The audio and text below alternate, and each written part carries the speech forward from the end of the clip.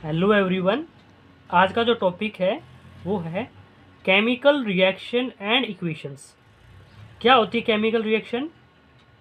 जब कोई भी नया कंपाउंड बनता है उसको केमिकल रिएक्शन बोलते हैं। यानी कि अगर कंपाउंड कोई चीज़ है वो बी में कन्वर्ट हो रही है, इसी को हम केमिकल रिएक्शन बोल देते हैं।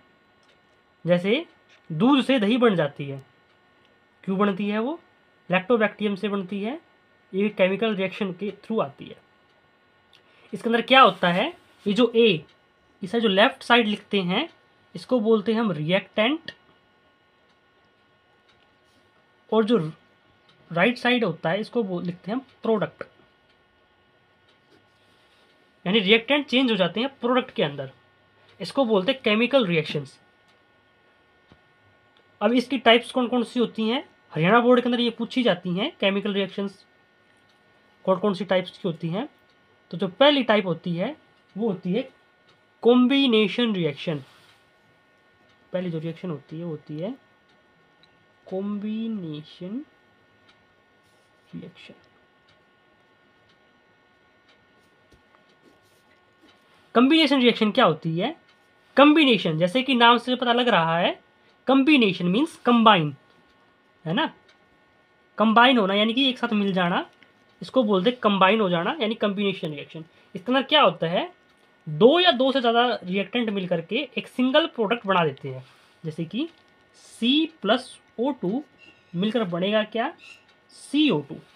यहाँ ध्यान से देखने की बात यह है, कार्बन था और ऑक्सीजन था, दो मॉलिक्यूल अलग अलग थे और मिलकर एक कार्बन डाइऑक्साइड गैस बन चुकी है। इसको बोलते हैं हम कॉम्बिनेशन रिएक्शन। ये कंबाइन हो गया, दो रिएक्टेंट एक में बन गए, कंबाइन हो गया, इसलिए इसको बोल दिया कॉम्बिनेशन रिएक्शन। जैसे कि मैग्नीशियम ऑक्सीजन के साथ रिएक्शन करवाओगे, बनेगा MgO, magnesium oxide.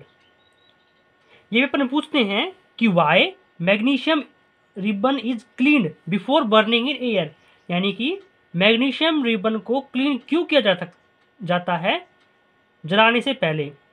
Magnesium ribbon को इसलिए क्लीन किया जाता है क्योंकि इसके अंदर ऑक्साइड की लेयर चढ़ जाती है वाइट कलर की, इससे कॉम्बिनेशन रिएक्शन में प्रॉब्लम होती है, अच्छे से जल नहीं पाता। इस वजह से क्या होता है, बार बार क्या करता है, कुछ साफ करना पड़ता है। दूसरी रिएक्शन होती है डिसप्लेसमेंट रिएक्शन, लेकिन उससे पहले हम सीखते हैं डीकम्पोजिशन रिएक्शन। डीकम्पोजिशन,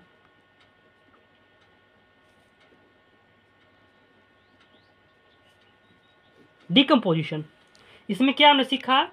कॉम्बिनेशन में तो हमने सीखा था दो रिएक्टेंट मिलकर एक बन जाता है। डीकम्पोजिशन में हम सीखते हैं एक रिएक्टेंट से हम दो बना देते हैं। जैसे कि CaCO3 मिलकर क्या बना देगा? CaO plus CO2। ये क्या बन गया? Calcium oxide. इसका दूसरा नाम पूछते हैं पेपर में, इसको बोलते हैं क्विक लाइम। क्या बोलते हैं इसको? Quick lime. और ये कार्बन डाइऑक्साइड गैस बन गया। ये कैल्शियम कार्बोनेट है, मार्बल होता है जो चौक वगैरह के अंदर भी यही होता है, कैल्शियम कार्बोनेट। यानी इसके अंदर हमने क्या सीखा?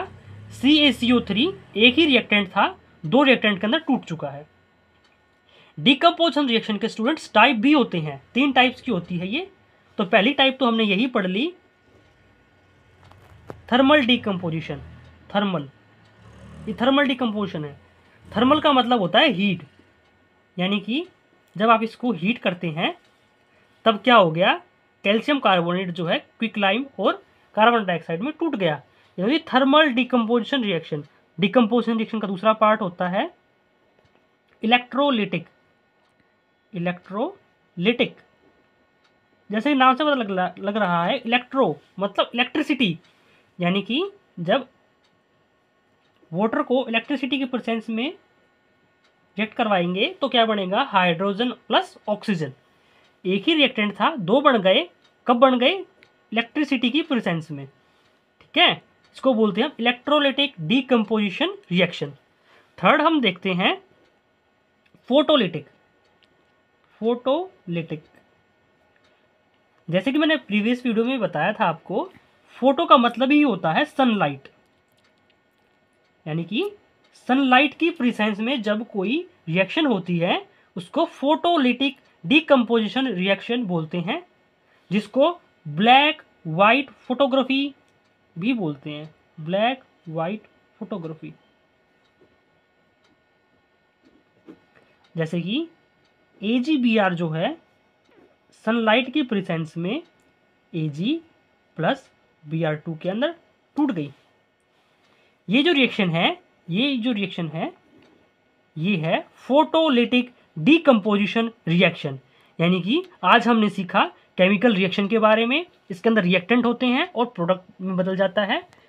इसके बाद हमने सीखा कॉम्बिनेशन रिएक्शन, नाम से पता लग रहा है कंबाइन होना, यानी कि जब दो रिएक्टेंट मिलकर एक प्रोडक्ट में कंबाइन हो जाते हैं उसको कॉम्बिनेशन रिएक्शन बोलते हैं। हमने सीखा मैग्नीशियम को ऑक्सीजन के साथ रिएक्ट करवाते हैं, मैग्नीशियम ऑक्साइड बनता है। पेपर पूछते हैं why magnesium ribbon is cleaned before burning in air, यानी क्लीन क्यों किया जाता है जलाने से पहले, तो वो हमने सीख लिया।